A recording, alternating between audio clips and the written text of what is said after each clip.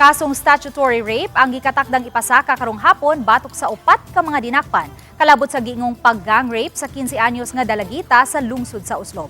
Sa text message nga gipada sa tigpamaba sa Cebu Police Provincial Office, Police Captain John Ace L. Sidlayog.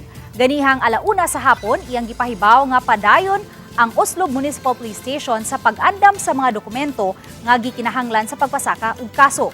Hinuon sayo na ang paagi sa pagpasaka og kaso kay gipaagi lang kini sa online filing sa Cebu Provincial Prosecutor's Office. Gingong nahitabo ang gang rape niadtong December 9 atol sa kapistahan sa lungsod sa Oslob.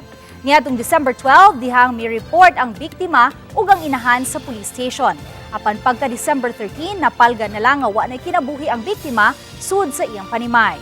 Ug niadtong December 19 sa gabii nasikop sa CIDG ug sa Oslob Police ang upat ka mga lalaking na nag-edad og 18 ngadto sa 20 anyos nga taga-lungsod sa Dalagit. Ang upat positibong giila sa mga saksi ug nakuhaan og CCTV sa dapit na hitabuan. Samtang ang uban pang suspitsado padayon pa nga gipangita.